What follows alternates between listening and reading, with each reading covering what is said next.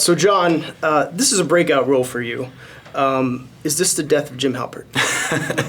Oh man, I hope we never get rid of Jim Halpert. No, I mean, the thing about a role like this is something I've always wanted to do. It's something I've always thought I could do and wanted to be given the opportunity to, but absolutely understand that people can see you in one way.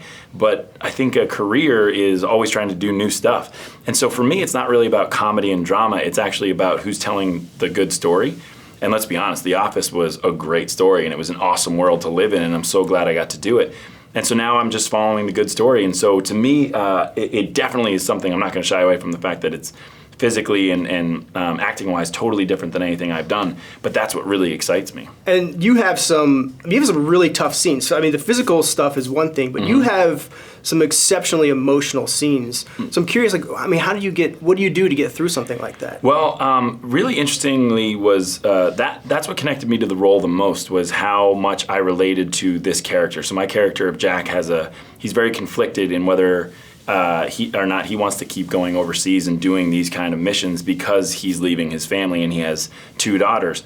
And in my life, I had just had a daughter. She was about 1 year old when I went to shoot this. So for me, all those conversations about family and all those conversations about not being there for your family were extremely powerful and something I could tap into immediately. So you're kind of charging into this into the action genre with a Michael Bay movie. Yeah. So I mean, start out big, go big or go home. May as well. Yeah. So I'm curious. I mean, you've got to have. I mean, I'm just really curious what your general experience was with Michael Bay, because he's known as a tough director. Sure. Yeah. I mean, he's a singular director, and he directs movies unlike anyone else, and he knows it. And I think he's very confident, which I find actually very refreshing, especially for an intense movie like this. You want someone who knows exactly what they want to do with something like this. He's been wanting to do this for a while. He was offered Black Hawk Down.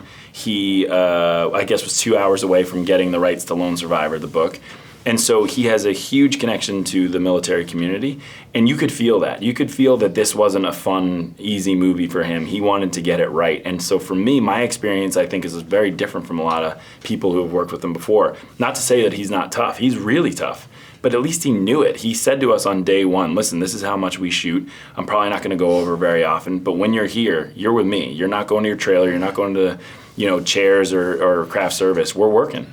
And he did. I mean, that leapfrog thing, I don't know if you've heard of it, but the leapfrogging thing he does, which is setting up one scene, setting up another scene, and something's always shooting. It as an actor looking at it, it's just total chaos. You have no idea what he's shooting or what's going on, and then to have this be what was always in his head, that's super impressive.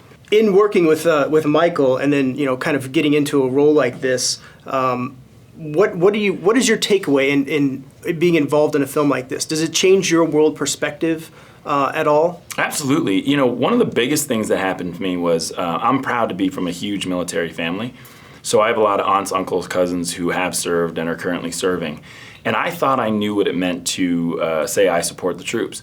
And what this experience did was actually put me in a much more immersed experience with these guys.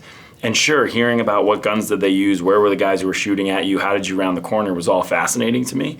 But really what changed me forever was talking to them about their kids and why they got into the military. And what it was that moment where we realized we're in a superhero society. Everyone's watching superhero movies. I love them more than anybody else, or as much as anybody else.